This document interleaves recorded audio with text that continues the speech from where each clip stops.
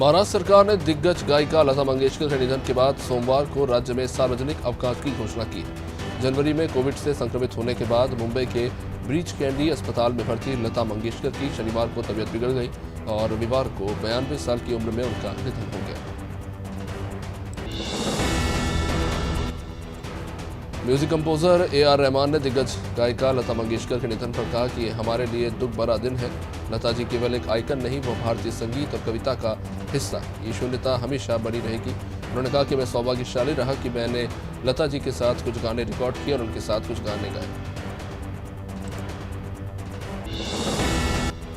Pakistan cricket board के अध्यक्ष रमीज राजा और पाकिस्तानी कप्तान बाबर आजम ने महान गायिका लता मंगेशकर के निधन पर शोक व्यक्त किया।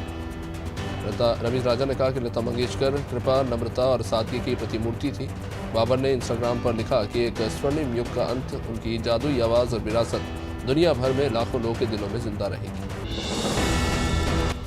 राष्ट्रीय स्वयंसेवक संघ प्रमुख मोहन भागवत ने महान गायिका लता मंगेशकर के निधन पर संवेदना व्यक्त करते हुए कहा कि लता दीदी सुचिता और साधना की प्रतिमूर्ति थी।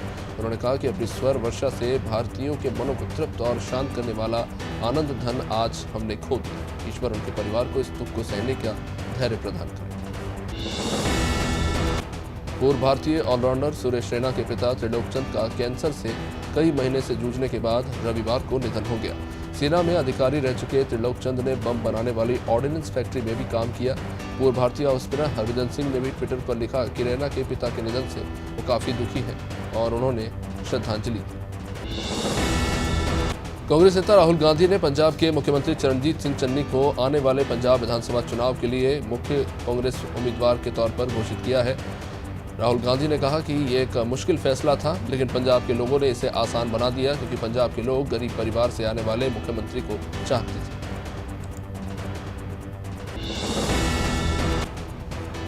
पूर्व प्रधानमंत्री डॉक्टर मनमोहन सिंह ने महान गायिका लता मंगेशकर के निधन पर शोक जताया। उन्होंने कहा कि भारत ने अपनी एक महान बेटी को खो दिया। मनमोहन सिंह ने कहा कि उनका निधन हमारे देश के लिए एक बहुत बड़ी क्षति है और शून्य को भरना असंभव होने जा रहा है। उन्होंने कहा कि ईश्वर से दिवंगत आत्मा की शांति के लिए प्रार्थना करते हैं।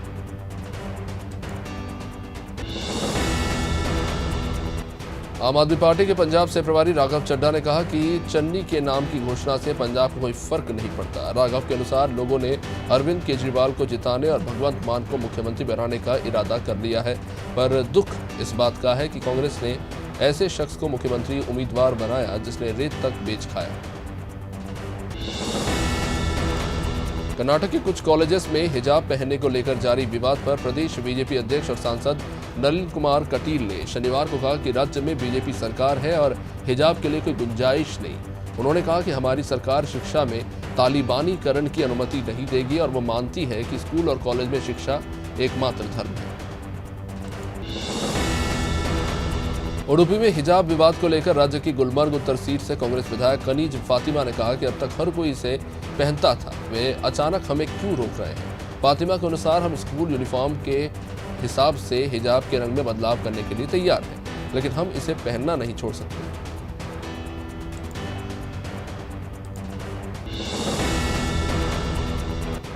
हैदराबाद के बाग जियारा में रविवार को एक व्यापारी ने लोकसभा सांसद और एआईएमआईएम प्रमुख असदुद्दीन ओवैसी की सुरक्षा और लंबी उम्र की दुआ करने के लिए 101 बकरियों की बलि चढ़ा दी। इस कार्यक्रम में एआईएमआईएम विधायक अहमद बलाला ने भी भाग लिया।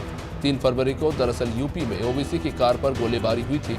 इसके बाद 2 लोग गिरफ्तार किए। दिग्गज गायिका लता मंगेशकर के निधन पर पश्चिम बंगाल की मुख्यमंत्री ममता बनर्जी ने रविवार को अगले 15 दिनों के लिए प्रत्येक सार्वजनिक स्थान, सरकारी जगहों और ट्रैफिक सिग्नल पर लता मंगेशकर के गाने बजाने की घोषणा की है। इससे पहले राज्य में लता मंगेशकर के सम्मान में सोमवार को आधे दिन की छुट्टी की घोषणा कर दी गई। उत्तर प्रदेश के गाजियाबाद में शनिवार को 10वीं की छात्रा ने मोबाइल टूटने के बाद अपने घर में पंखे से लटक कर आत्महत्या कर ली। पुलिस के अनुसार मौके से सुसाइड नोट बरामद हुआ है जिसमें लिखा है कि पापा, मेरे से मोबाइल टूट गया था, मुझे माफ करना। पुलिस के अनुसार मामला दर्ज करके परिजन से भी इस मामले में अब पूछताछ हो रही है।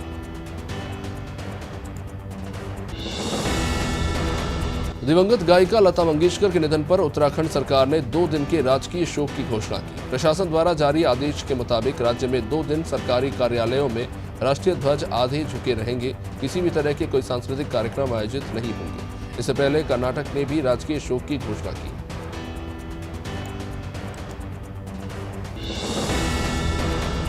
बिहार सरकार ने कोविड मामले घटने के बीच पिछले पहली से लेकर 8वीं कक्षाओं के लिए 50% और 9वीं से 12वीं कक्षाओं के लिए पूरी उपस्थिति के साथ स्कूल खोलने की अनुमति दी है।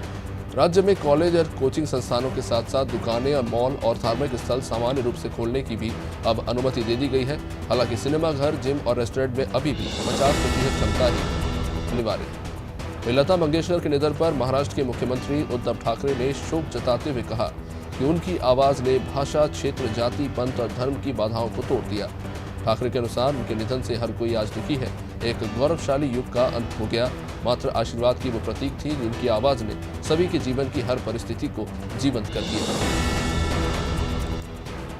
गायिका लता मंगेशकर रविवार को 92 वर्ष की उम्र में उनका निधन होने के बाद दिग्गज अभिनेता अमिताभ बच्चन ने अपने ब्लॉग में लिखा कि उनकी आवाज अब स्वर्ग में गूंजेगी। एक्टर के अनुसार वो हमें छोड़कर चली गई है। लाखों सदियों की आवाज हमें छोड़ गई है।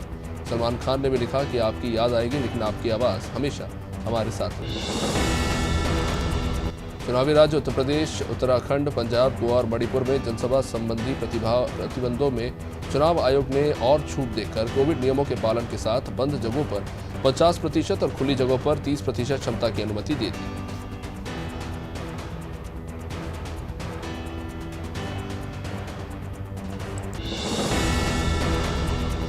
प्रधानमंत्री मोदी ने गायिका लता मंगेशकर के निधन पर शोक जताते हुए कहा कि उन्होंने देश में एक खाली जगह छोड़ी है जो कभी नहीं भर पाएगी। प्रधानमंत्री ने कहा कि आने वाली पीढ़ियां उन्हें भारतीय संस्कृति के प्रति निष्ठावान व्यक्तित्व के तौर पर याद रखेगी, जिनकी मधुर आवाज में लोगों को मंत्रमुग्ध करने की अद्वितीय क्षमता थी। लता दीदी भारतीय संस्कृति के प्रति निष्ठावान व्यक्तित्व।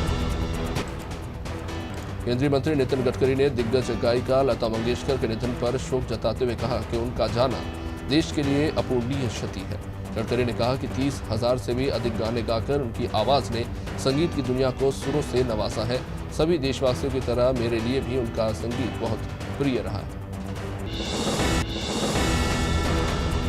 महाराष्ट्र के पूर्व मुख्यमंत्री देवेंद्र फडणवीस की पत्नी अमृता फडणवीस ने शनिवार को कहा कि मुंबई में करीब 3% तलाक ट्रैफिक जाम के कारण हो जाते हैं। उन्होंने कहा कि ट्रैफिक की वजह से लोग अपने परिवार को समय नहीं दे पाते। उनके अनुसार सामान्य नागरिक की तरह उन्होंने कहा कि बाहर निकलती हूं तो गड्ढों और जाम जैसी समस्याएं देखती हूं। ट्रैफिक के चलते मुंबई में ही 3% तलाक इसलिए हो जाते हैं। केरल हाईकोर्ट ने कहा कि देश के नागरिक इस हद तक असहिष्णु नहीं हो सकते कि वे किसी प्रमाण पत्र पर प्रधानमंत्री की तस्वीर छापने का समर्थन न कर पाए। 2 जजों की बेंच ने कोविड टीकाकरण सर्टिफिकेट से प्रधानमंत्री की तस्वीर हटाने की मांग वाली याचिका को अस्वीकार करते हुए ये टिप्पणी की और इस अपील को खारिज कर दिया। जयपुर में प्रस्तावित नए क्रिकेट स्टेडियम का शिलान्यास शनिवार को किया गया। खास मौके पर मुख्यमंत्री अशोक गहलोत ने कहा कि हमारा प्रयास है कि प्रदेश में खेलों का वातावरण तैयार हो और यहां की प्रतिभाएं देश दुनिया में अपना परचम लहराए। इसी उद्देश्य के साथ जयपुर के पास चौंक में विश्व का तीसरा सबसे बड़ा स्टेडियम बनाया जा रहा है। रक्षा मंत्री राजनाथ सिंह ने कहा कि उत्तर प्रदेश के मुख्यमंत्री योगी आदित्यनाथ के नेतृत्व में बीजेपी सरकार राज्य की अर्थव्यवस्था 11 लाख करोड़ से 21 लाख करोड़ तक ले गई है। उनके अनुसार अर्थव्यवस्था में यूपी पिछड़ा हुआ था, अब देश में यूपी दूसरे नंबर पर है। उन्होंने कहा कि किसी राज्य या देश का विकास बेहतर कानून व्यवस्था पर ही आधारित होता है। अमेरिका के मैनहट्टन शहर में यूनियन स्क्वायर पर स्थित महात्मा गांधी की कांसे की प्रतिमा से शुक्रवार को तोड़फोड़ हुई। न्यूयॉर्क में भारतीय महावाणिज्य दूतावास ने इसकी जमकर निंदा की है और कहा है कि जांच के लिए यह मुद्दा स्थानीय प्रतिनिधियों के समक्ष भी उठाया गया है। गांधी मेमोरियल इंटरनेशनल फाउंडेशन द्वारा दान की गई 8 फीट ऊंची प्रतिमा 2 अक्टूबर 1986 को यहां स्थापित की गई। बाराबंकी में सड़क पर चलती हुई गाड़ी अचानक से जल उठी। गाड़ी में आग लगते ही ड्राइवर और क्लीनर गाड़ी में से कूदकर अपनी जान बचाकर भागे। सड़क पर ऊंची उठती लपटों और धूल के गुब्बार से हड़कंप मच गया। वही सूचना पर मौके पर पहुंची फायर ब्रिगेड की गाड़ी ने आग पर काबू पाया।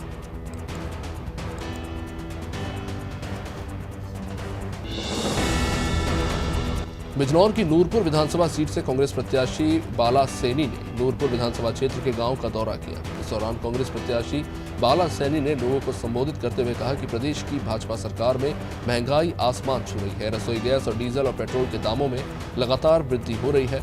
नौजवान बेरोजगार है और किसान के हालात बेहद खराब है। गोंडा में सरेआम युवक को गोली मार दी गई। अपाचे सवार अज्ञात हमलावर युवक को गोली मारकर फरार हो गया। इस हमले के पीछे आपसी रंजिश को कारण बताया जा रहा है। नितिन मिश्रा को बाएं पैर की जांघ पर गोली लगी। जिला अस्पताल में घायल का इलाज हुआ। घटना से आधे घंटे पहले गांव के ही कुछ लोगों से घायल का विवाद हुआ था। पिता ने घटना के पीछे गांव के ही 2 युवकों पर शक जताया। जबलपुर शहर के संजय गांधी वार्ड में रेलवे की भूमि में निवासरत लोगों के घरों का बिजली और पानी कनेक्शन काटने पहुंचे रेलवे के दल के साथ भारतीय जनता पार्टी के कार्यकर्ताओं की तीखी नोकझोंक हो गई। महिलाओं ने घर खाली कराने पहुंचे रेलवे के दल पर आपत्तिजनक टिप्पणी करने का आरोप लगाया। महिलाओं का कहना है कि दल के द्वारा गाली गलौज करते हुए उनके साथ अपमानजनक बातें कही गई। झांसी जिले के एरश थाना इलाके में अचानक खाना बनाते समय सिलेंडर में लीकेज से आग ने पूरे घर को अपनी चपेट में ले लिया, जिसमें जनरल स्टोर की दुकान भी जलकर खाक हो गई। फिलहाल मौके पर स्थानीय लोग और पुलिस की मदद से आग पर काबू पाने में कोशिश की गई। फायर ब्रिगेड की गाड़ियां भी मौके पर पहुंची थी और कड़ी मशक्कत के बाद आग को बुझाया गया। लखीमपुर खीरी में भारत सरकार द्वारा चलाई जा रही महत्वाकांक्षी योजना उत्तर प्रदेश राज्य ग्रामीण आजीविका मिशन के अंतर्गत CLF नारी शक्ति संकुल स्तरीय संघ का धूमधाम से वार्षिक महोत्सव मनाया गया, जिसमें स्वयं सहायता समूह की महिलाएं उपस्थित रहीं। नारी संकुल स्तरीय संघ ने अब तक 61 ग्राम संगठन और लगभग 450 समूह जुड़ चुके हैं। उत्तर प्रदेश में विधानसभा चुनाव के चलते सभी पार्टी के प्रत्याशी अपने अपने क्षेत्रों में दौरा कर रहे हैं और जनता को तरह तरह के वादे कर लुभाने का काम भी जारी है। इसी को देखते हुए मलिहाबाद विधानसभा से BSP प्रत्याशी जगदीश रावत क्षेत्र में लगातार जनसंपर्क कर रहे हैं। जगदीश रावत का कहना है कि मलिहाबाद विधानसभा से वो एक तरफा चुनाव जीतेंगे। मनेंद्रगढ़ के पोडी क्षेत्र में मोबाइल दुकान में चोरी के मामले में पुलिस ने आरोपी को गिरफ्तार किया। आरोपी के कब्जे से चोरी का सामान जब्त किया गया है, जिसकी कीमत करीब 23,000 आंकी गई है। आरोपी ने अपने दोस्त के साथ मिलकर घटना को अंजाम दिया था।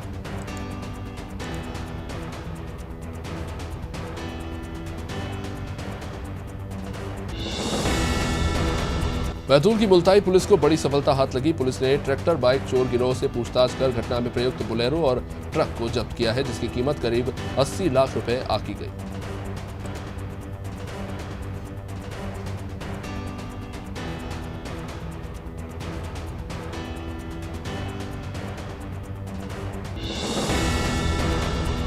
नौगांव में प्रदेश कांग्रेस अध्यक्ष और पूर्व मुख्यमंत्री कमलनाथ के निर्देश अनुसार कांग्रेस के घर घर चलो अभियान के तहत महाराजपुर विधायक नीरज विनोद दीक्षित निवास पर बैठक आयोजित हुई। इस बैठक में अहम मुद्दों पर चर्चा करते हुए घर घर जाकर कमलनाथ सरकार के कार्यों के बारे में लोगों को बताने की बात कही गई।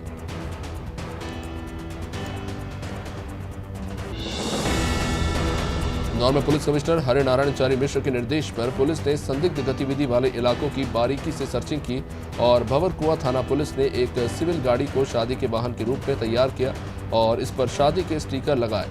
साथ ही अन्य 4 गाड़ियों से पुलिस बल चेकिंग के लिए निकला।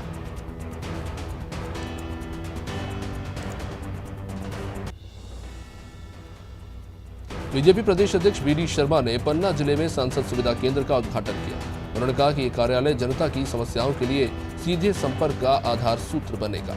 आपको बता दें कि सुविधा केंद्र में जनता की समस्याएं सुनी जाएंगी और उनका निराकरण भी तुरंत किया जाएगा।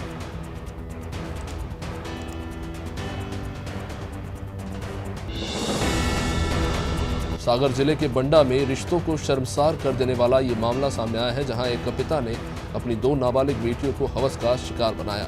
पीड़िता ने अपनी दादी को पिता की हरकतों के बारे में बताया तो उसके भी होश उड़ गए और उसने मामले की शिकायत पुलिस से की। पुलिस ने तत्काल कार्रवाई करते हुए आरोपी पिता को गिरफ्तार कर लिया है।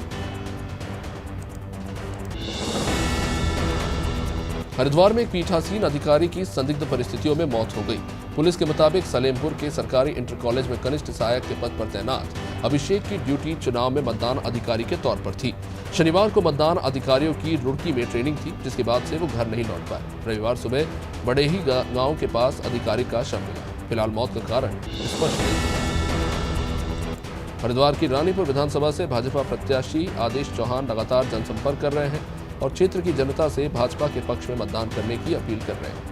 आदेश चौहान ने बताया कि कल प्रधानमंत्री की 4 वर्चुअल सभाएं हैं। क्षेत्र की जनता का उन्हें भरपूर समर्थन मिल रहा है।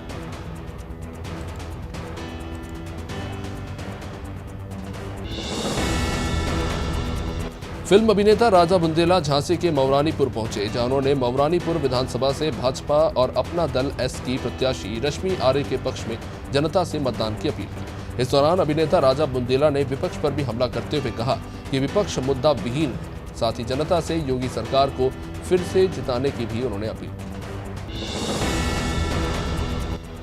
भोपाल स्थित बीजेपी प्रदेश कार्यालय में स्वर कोकिला लता मंगेशकर को श्रद्धांजलि दी गई। इस श्रद्धांजलि सभा में बीजेपी नेताओं ने लता मंगेशकर की तस्वीर पर पुष्पांजलि अर्पित की।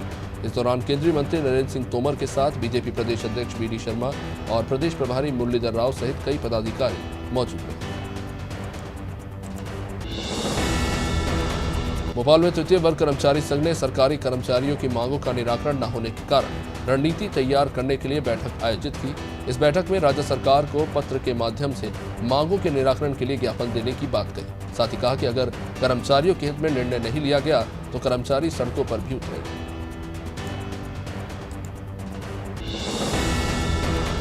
केंद्रीय मंत्री नरेंद्र सिंह तोमर ने रविवार को भोपाल में प्रबुद्धजनों के बीच जाकर आम बजट को लेकर चर्चा की और इसकी खूबियां बताई। मंत्री तोमर ने कहा कि यह बजट देश के नए निर्माण के साथ तहत बनाया गया है। नरेंद्र सिंह ने कहा कि कृषि के क्षेत्र में भी डिजिटलाइजेशन किया जाएगा। किसान और खेती का कोई डेटा नहीं होता, लेकिन सरकार ने अब तय किया है कि इसके रिकॉर्ड अब रखे जाएंगे। बेमतरा में ग्रामीणों ने अवैध धान से भरा वाहन पकड़कर पुलिस के हवाले किया। यह पूरा मामला साजा ब्लॉक के ग्राम घोटवानी सोसाइटी का, जहां धान खरीदी का समय निकल जाने के बाद वाहन में धान भरकर इसे खपाने का प्रयास किया गया। इस पूरे मामले में ग्रामीणों का कहना है कि सोसाइटी प्रबंधक की मिलीभगत से इस काम को अंजाम दिया जा रहा है। बहराइच में शनिवार को 17 प्रत्याशियों ने नामांकन पत्र दाखिल किया। बल्हा सीट से सपा प्रत्याशी अक्षयवर नाथ कनौजिया, भाजपा प्रत्याशी सरोज सोनकर और बसपा प्रत्याशी रामचंद्र ने पर्चा भरा। नानपारा सीट से अपना दल और बसपा प्रत्याशी ने नामांकन भरा। मटेरा विधानसभा सीट से लोकदल पार्टी के प्रत्याशी कृपा शंकर और भाजपा प्रत्याशी अरुणवीर सिंह ने नामांकन भरा। हरिद्वार के भगवानपुर विधानसभा के कांग्रेस प्रत्याशी ममता राकेश का चोली शहाबुद्दीनपुर गांव के सम्मानित लोगों ने भव्य स्वागत किया। इस दौरान प्रत्याशी ममता राकेश ने जनसभा को संबोधित किया और डोर टू डोर जनसंपर्क कर अपने पक्ष में मतदान करने की अपील की। साथ ही कहा कि स्वर्गीय सुरेंद्र जी के सपनों को साकार करने के लिए दिन रात वो सेवा करते हैं। लखनऊ के प्रेस क्लब में आयोजित प्रेस वार्ता के दौरान बामसेफ और उसके सहयोगी संगठन ने समाजवादी पार्टी को अपना समर्थन देने का ऐलान किया। मीडिया से चर्चा के दौरान संगठन के पदाधिकारियों ने कहा कि संगठन के कार्यकर्ता जनता से समाजवादी पार्टी के पक्ष में प्रचार करने और अपने मताधिकार का उपयोग करने की अपील करेंगे।